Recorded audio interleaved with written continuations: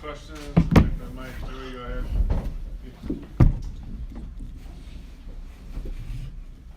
Ty, we obviously saw the Kawhi news today that he's going to be out indefinitely. I just wanted to ask, when we were talking to Lawrence in Vegas, and he expressed a level of disappointment that Kawhi was not going to be given the opportunity to kind of ramp up and have an opportunity to compete in the Olympics. What transpired between then and now to where you guys felt a level of optimism that he was going to be able to potentially contribute in Paris to where now he's not ready for the start of the season? Yeah, I mean, he felt good. He felt good. He looked good. The swelling was down. Everything was going in the right direction. So he had worked hard to get to that point. And then, once you start playing, you never know what's going to happen, But he was in position, we thought, in the right position to go forward. And like I said, it was just a setback. So that was unfortunate. So there was a setback between then and now? No, well, because he didn't. I'm saying after the USA trials, yeah, it was. We continue to ramp up, continue to play, continue to work out.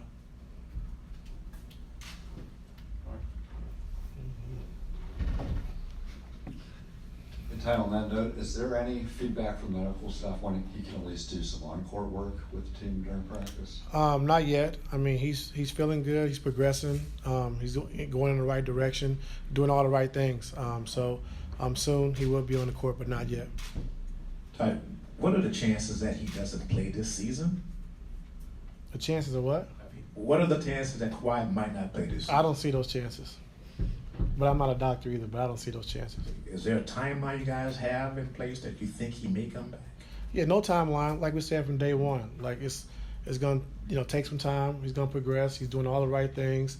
He's working hard and he's looking good, And so there's no timetable or nothing like that. Nothing has changed from day one. Still working to get to where we're trying to get him to. And so until he's 100% and he's able to go, and we have no concerns about him doing anything different, then we're just going to continue to follow the path we've been on so far.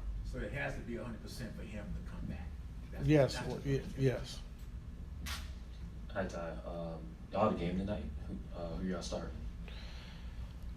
Bones, Norm, T-Man, Nico, and Zoo.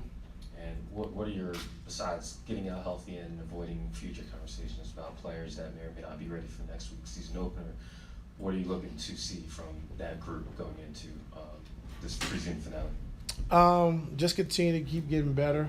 I think, defensively, I know it's preseason, but we're taking some huge steps. I think defensively, continue to focus on what we've been talking about all season, rebound the basketball, transition defense, and taking care of the basketball. And so those three things are going to be very important for us going forward. So just continue to build those habits. DJ is cool. He's just getting a night off. Yes, sir.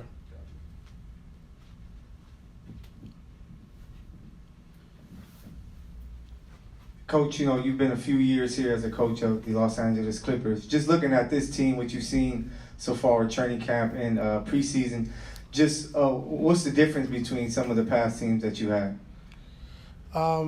Like I said, I think the addition of Jeff Van Gundy, I think has been huge for us.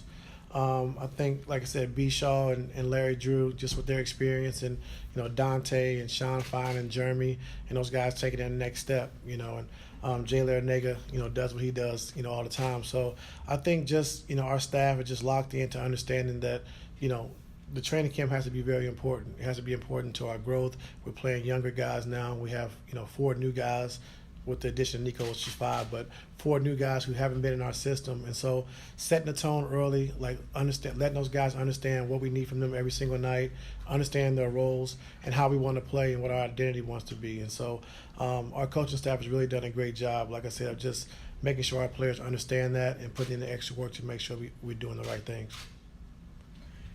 What have you seen that Nico's brought since he's come back to the team? Is there anything different about him in terms of his role or, taking younger players under his wings at all? Yeah, Nico's Nico. One of my favorite players of all time. Just, whatever you need him to do, he's going to do. We need him to shoot more. But, he's a great connector. Defensively, he can guard 1 through 5. Just always going to play basketball the right way. He's a really good passer, as you saw last game. Have him at the elbows making plays. But just who he is as a person and understanding what we're trying to do. And if I can, going back, I know you love the Kawhi questions, but all right. Going back to Kawhi for a second, has he had a setback at all since like basically the beginning of your guys' training camp, or is this kind of par for the course that you guys expect? Yeah, no setbacks. Like no setbacks. Just working towards the goal. Like I said, he looks good. He's working hard to get to where we need him to get to, and just haven't been any setbacks. No. Two more. With a guy like Kai, how does he get experience? Is it simply just playing? Is playing just the best experience for him? How does he kind of develop?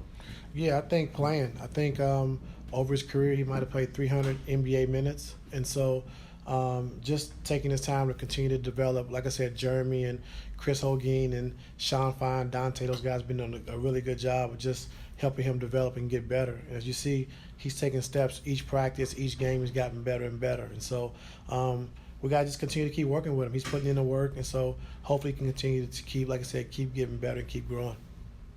And Coach, when the news like that comes down, I'm just curious, what does it do for your locker room as far as like their mental? Because I know you was a coach and one of the best in the league, but to start the season, not have a timetable for him to come back, what does it do for those other guys in the locker room as far as getting them prepared to try to tread water until he does come back? Well, for me, I think the guys, understand, like, we're going to compete, we're going to play hard, we're going to win, until Kawhi gets back. We're going to hold it down until he gets back. And that's those guys' mindset. As much as Kawhi wants to be on the floor and the hard work he's putting in to get there, we're going to hold him down until he gets back. And so that's our mindset. Mark, last one. Yeah, Ty, on that note, how would you characterize like what your comfort level is with the current circumstances at hand, with uncertainty with Kawhi's timetable, 4 new guys, but the group that you have with James and everyone else? Yeah, I'm confident. Like every night, we're going to put the product on the floor, is going to play hard, going to compete, and play the right way. And so, James has been in this position before, and we know he's 35 now, but still, he still has all the tactics to make guys better around him to score the basketball. Norm can score the basketball. Guys taking on more responsibility, posting Zoo more, T-Man being more aggressive offensively, Scoot coming in off the bench. So we have enough to win games, and so we're going to play hard. We're going to compete every single night. And like I said, we're going to hold it down till Kawhi gets back. Thank you. Thank you. Yeah.